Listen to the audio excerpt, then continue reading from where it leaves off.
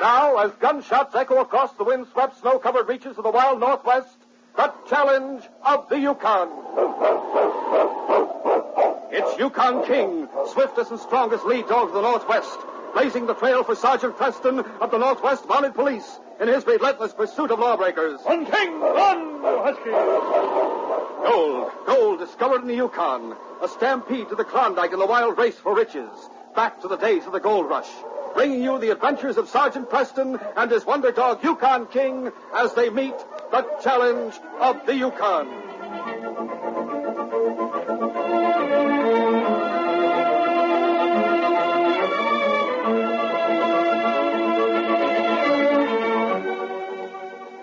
Dan Patterson had left his big dog, Shep, tied to a post on the main street in the town of Selkirk.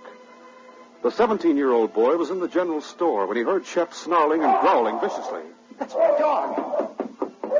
Dan rushed from the store to see a boy his own age poking and striking Shep with a stick. You, Pete! Stop that! I'll teach this mangy mongrel to growl at me. I'll knock his teeth out. I'll show him. Stop it, I tell you. Every time I get near him, he tries to snap at me. You wouldn't get near him if he wasn't chained to that post. I'll put a bullet in that cur, and someday I will. I'll fix it. Give me that stick. Let go or I'll bash your head in. Why, fun you will. I'll teach you to beat my dog. Oh, you want to fight, huh?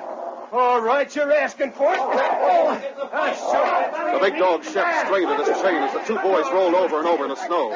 Shep wanted to take a hand, but the chain held firm and he could only bark and snarl until the fight was ended. Take that. Finally, Pete, though larger, admitted defeat. I quit. Let me up. All right, Pete, get up. And let that be a lesson to you.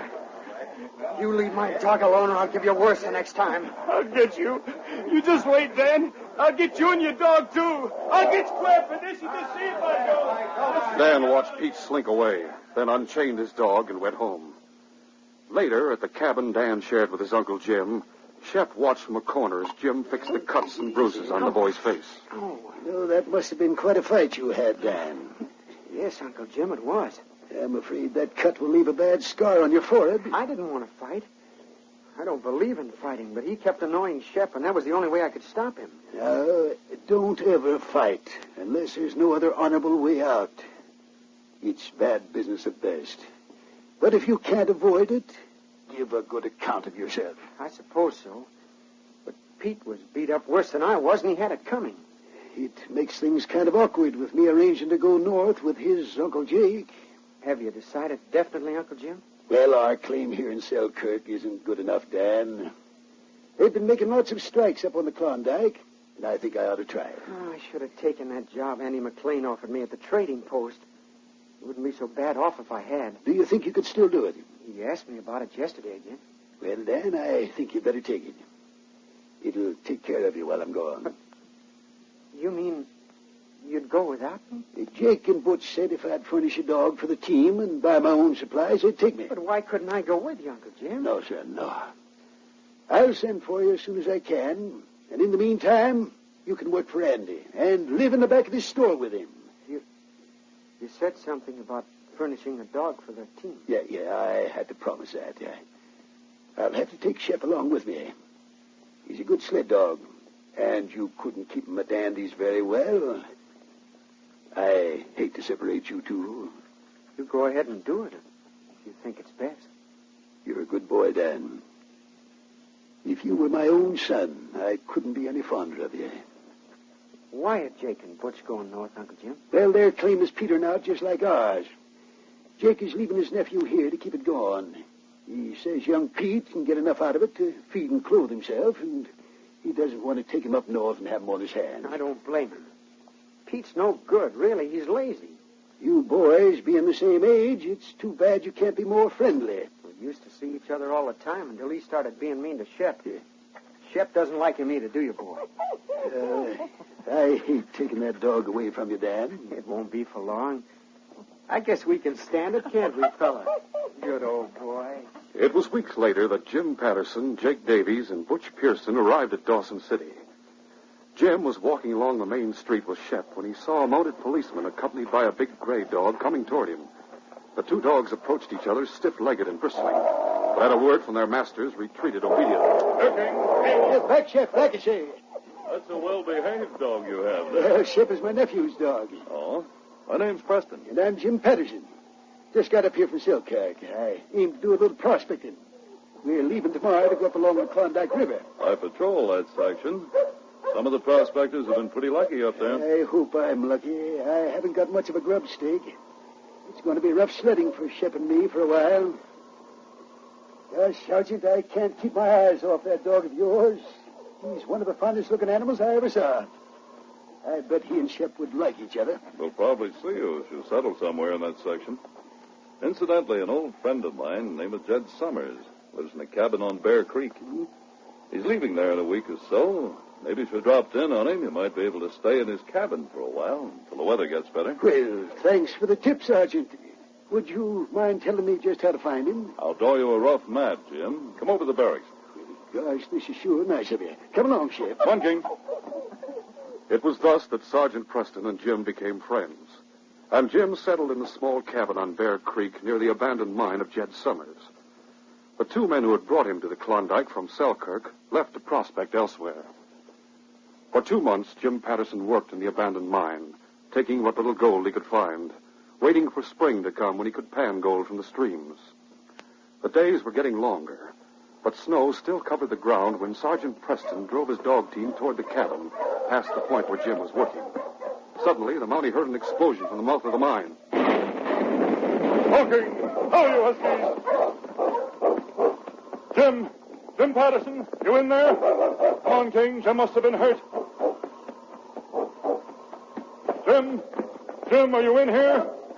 I'm coming. Where are you? Find him, King.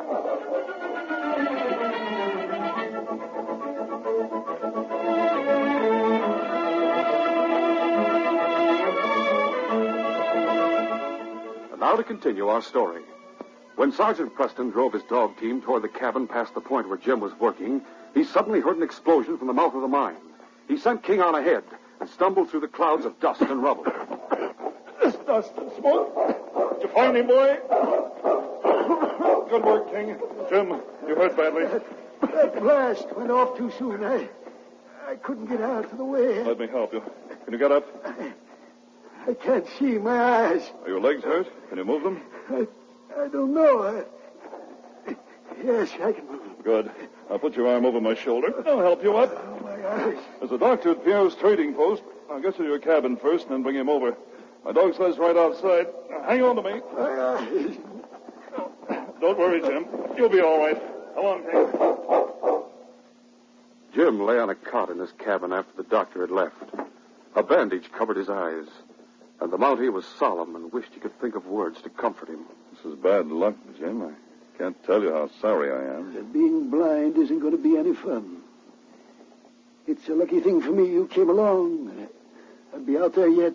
I'll try and get someone to stay with you until your nephew gets up here. I guess I'm in a pretty tough spot. Come in. Oh, Mountie. Howdy. Hello. Jim, something wrong? Me and Butch. His eyes. They're bandaged. Is that you, Jake? Yeah, what happened? He was blasting. Had an accident. Sergeant Preston, these are the men I came up with from Selkirk. Jake Davies and Butch Pearson. Oh. Howdy. Glad to know you, Sergeant. How are you? Butch and I have been prospecting, but we didn't have much luck. Are you hurt bad, Jim? I'm blind. Holy smoke. Gosh, that's too bad. I'm going down to Selkirk. I thought maybe Butch could stay here with you till I got back. I'm going to sell my claim down there and see if I can get money enough to grubstake me a while longer up here. If Butch doesn't mind taking care of me for a while, it would work out fine. You could bring my nephew back with you from Selkirk. That would certainly solve the problem. I'd be glad to take care of you, Jim. Well, start making yourself at home right now. When are you leaving for Selkirk, Jake? I thought I'd take off tomorrow. Well, if Butch and Jake are going to stay here, then I'll leave for Dawson. I'm glad you're not going to have to waste any more time with me, Sergeant. I don't know how to thank you. That's all right, Jim. I'll be dropping in regularly until your nephew gets here. The following morning, before Jake left for Selkirk, he and Butch walked toward the mine where Jim had had his accident. Butch looked sullen. Why do you want to look at Jim's mine? You don't think I'm going to work it for him as well as play nursemaid, do you? You heard what he said. He blasted there yesterday. Oh, what of it? I want to have a look. I don't like the idea of having to stay here and nurse a blind man. I'm going to Selkirk with you. Quit grumbling. You've been doing that all morning. Here's the mine. Come on in with me. I'm not going to work his mind for him, I'll tell you that. It's dark back here. Got a match handy? Yeah. There's where he blasted. Butch! Look at this. Oh, a match. Got another one? Here's another. I wonder if I was seeing things. No, I wasn't. Look. That rock. It's yellow. It sure is. Jim uncovered something yesterday, and he doesn't know it. Some people have all the luck. Come on, let's get out of here. We better tell them. Butch, wait. We're the ones who are lucky. What are you talking about? Nobody knows about this but us. You bring Jim's nephew up here, he'll know about it in a hurry. Maybe his nephew won't come up here. But you told Jim you were going to bring him back. Nobody up here knows Jim's nephew except Jim and us. And Jim can't see. What good is that going to do us? Sergeant Preston will be snooping around here until Jim's nephew gets here to take care of him. Yeah? As soon as he thinks Jim's in good hands, he won't bother us. If we could fool Jim and Preston for a couple of days, we'd be safe. Fool him? How? By bringing Pete up here instead of Dan. You mean pretend your nephew Pete is Dan? Yeah. Even if he is blind, Jim will know his voice. I got that figured out. We'll pretend Dan got a bad cold coming up here. Pete can talk in a hoarse whisper for a day or two until the Mountie leaves without being suspected. And after that? After the Mountie goes away thinking Jim is safe with his nephew, maybe Jim will have a little accident. Being blind, it shouldn't be hard to arrange. It might be worth trying anyway. Sure it is. Now, come on, let's get out of here and go back to the cabin before Jim suspects something. After Jake left for Selkirk, Butch worked alone in Jim's mine while Jim stayed in the cabin helpless. He was puzzled about Butch's long absences and questioned about it one day about 2 weeks after Jake had left. You going to be away all day again, Butch? I'll get back in time to get you your supper. But, I'll leave some food here on the table you can eat this noon. Where are you going today? Maybe to do some hunting. I can't stand sitting here in this cabin all day long. Well, I can't say I blame you. I don't like it much either. If Shep wasn't here, it would be even worse. He's company for me. I wish he could talk, though. If he could, I don't think he'd say anything nice about me. He don't seem to like me much. Oh, you're just imagining it. Shep is gentle. He likes everybody. Don't you, boy? Well, guess I'll push along. I'll see you later. All right. Here comes your friend, the Mountie. He'll keep you company for a while. Sergeant Preston, good. Tell him to come in. Come here, Shep. Hello, Butch. Hello, Sergeant. Hello, King. Hello, Jim. Oh, he's a lot better. I'm going out to do some hunting. See you later. Jim, how are you? It's sure nice to hear your voice, Sergeant. I'm lots better, but I still can't see a thing. I'm King. Right there, fella.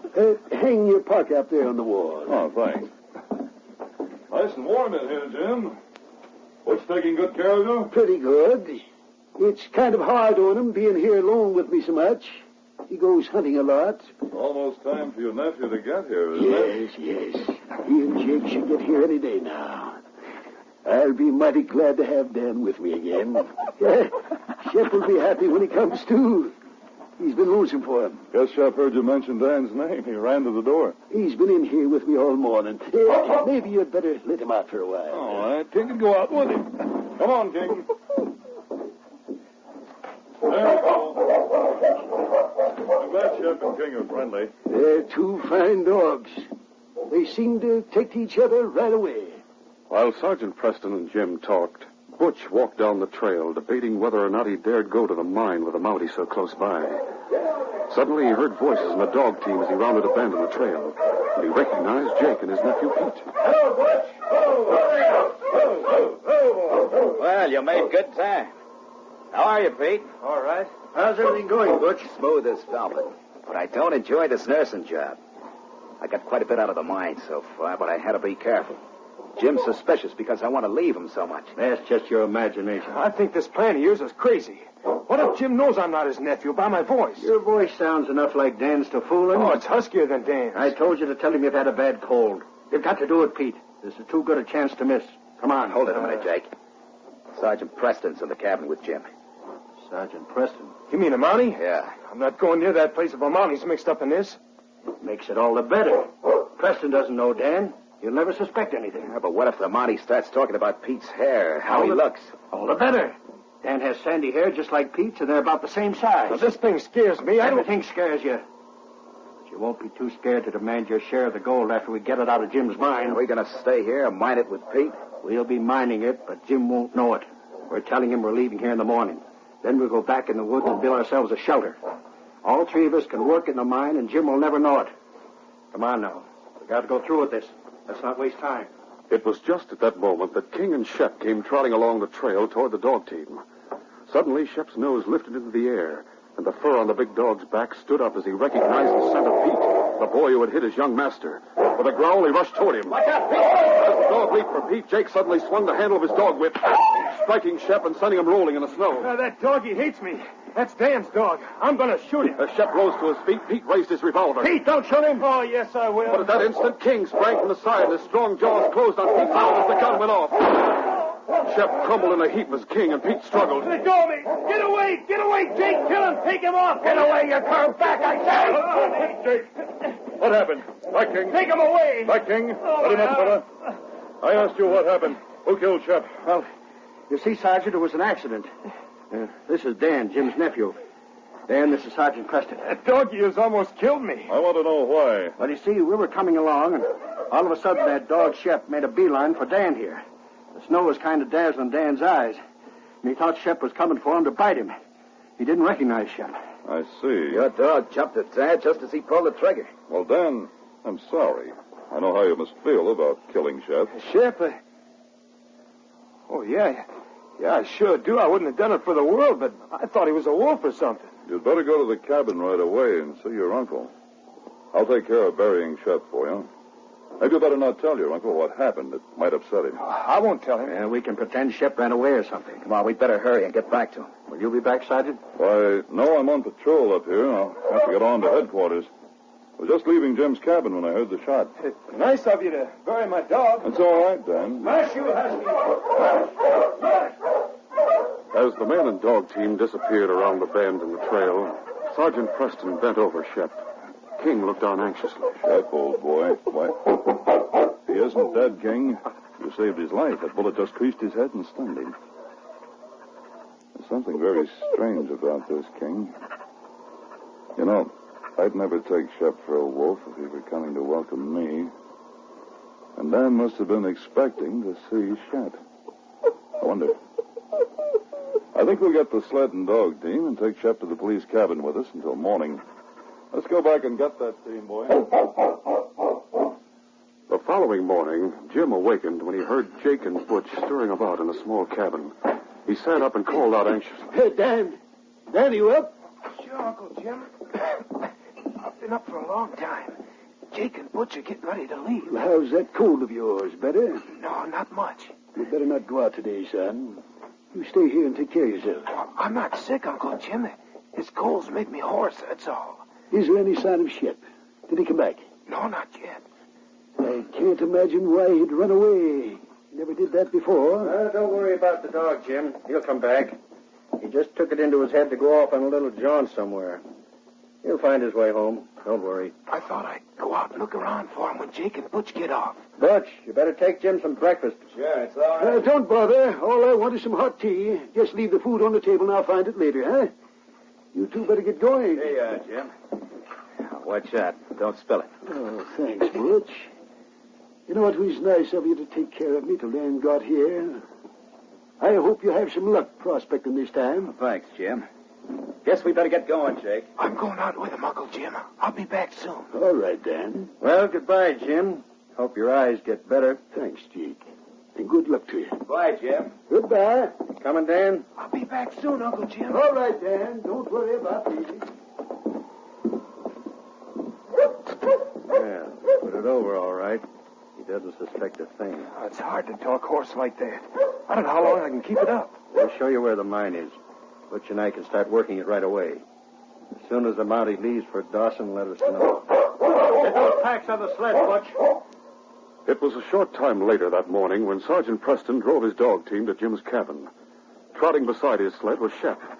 As the Mountie entered Jim's cabin with Shep, the dog whined eagerly. Go on in, Shep. Stay outside. Won't be long, boy. Who is it? Preston, Jim. I brought a surprise for you. It's Shep. You found him. Come here, boy. Watch out for his head, Jim. He was hurt. Hurt? How? Someone grazed his head with a bullet. Well, who'd do a dirty trick like that? If I could only see him. Dan will sure be pleased to see him. You said Dan raised Shep from a pup, didn't you? Yes. He brought Shep up north with him. What does your nephew look like, Jim? Oh, it's too bad you didn't wait here to meet him yesterday. He got here just after you left. He did? Dan's a good-looking boy. He has sandy hair and blue eyes. He's about medium height. Yes, I guess that's right. Eh? What do you mean? I mean, I thought that's the way he'd look. He resembles me a little. That scar on his forehead is kind of bad, but I think it'll lighten up. A scar on his forehead? Yep. He got it a while back. But it don't show with his parka hood on. He's a good-looking boy in spite of it. I'd like to meet Dan, Jim. Well, maybe you could find him around here somewhere. Why don't you look, Sergeant? I'll keep Shep here, and we'll surprise him when he comes back. That's a good idea. I'll look around for him. You can probably tell by their tracks which way they went. He went off and put you in jail. I'll find him and bring him back. Better come with me, King. This might be quite interesting. Yes, here are the tracks. Come on, boy. We're following them. Inside the mine, Jake, Butch, and Pete stood talking, a lantern casting their shadows on the low walls. You've done quite a lot of work, Butch. Getting all that rock and rubble cleared out. Now, it's hard for me to get away from the old man, but I did all I could. With three of us working, we should be able to clean this vein out without any trouble. If we can just keep Jim cool long enough. Hey, listen. What are the dogs barking? Likely a rabbit or something. Hello, boys. The dogs were barking at me. It's Preston. Don't touch that lantern, Jake. Quiet, King. Well, looks as if someone had been working this mine. Last time I saw it, it was full of rocks. Well, I cleared it out. He thought Dan would want to start working it. That was thoughtful of him. And right here, he's been working it himself, and it looks as if he hit pay dirt. Yeah. Yeah, so he tells me. Does Jim know it? Well, you see, we thought we'd let Dan here tell him. It's kind of a surprise. Oh, it sure is. I can't wait to tell Uncle Jim. Well, that's just fine. Let's all go back now and tell him. I'd like to, Sergeant, but Butch and me have to be shoving along. It's getting late. No, Jake, I want you to come back with me. I may have a little surprise for you, too. No, we got to go on. You saw my dog in action yesterday. If I were you, I'd do what I was told. Sure, Sergeant. We'll go back. Lead the way. You lead the way, Jake. King and I will follow. Jim sat with his hand on Shep's collar, waiting for Sergeant Preston's return. As he heard the men approaching, he spoke to the dog. You wait right here beside me, boy. I want you right here when you see Dan again. Go on in, boys. You first, then. Oh, Shep, back, fella. What's wrong with you? You better hang on to him, Jim. He wants to tear your nephew to pieces. Oh, that dog. I thought he was dead. Who are you? King, watch those men. Stand over in that corner, Jake. You too, Butch. My dog is wet. Oh, what's wrong with Shep? I can't hold him, Sergeant. Well, Dan, why don't you go and pet your dog? No, keep him away. He isn't very glad to see you, it seems. That's because Dan shot him accidentally. He thought Dan wanted to kill him. That isn't the way dogs react to their masters. Throw back your parka hood, Dan. What for? That's not Dan's voice. Dan has a cold. Throw back that hood. All right. There. Jim, did you say your nephew had a scar on his forehead? Sure, right along the top of it. But that isn't Dan. I can tell by his voice. And Shep must know. You're right, Jim. This isn't Dan. These men were trying to fool you because the blast that blinded you uncovered a new vein of gold in your mind. What's that? They were planning to steal it right under your nose. I'll get it now. Stop him, King. Get away. Take him away. All right, King. That does it, boy. Take him away. Don't let him get me. I'll talk. I'll tell all I know. Back, King. Back, fella. That's it. I'm putting all three of you under arrest. Sergeant. Yes, Jim. You better put Shep outside. What with the shock of hearing about my mine and finding this isn't Dan, I'm getting kind of weak. No. Well, I have King's leash. I'll snap it on Shep. There. If only that bullet had hit him between the eyes. It would have, if it hadn't been for King. That dog of yours. Yes, this dog of mine saved Shep, helped capture 3 crooks, and probably saved Jim's life. That's right, King. Thanks to you, boy, this case is closed.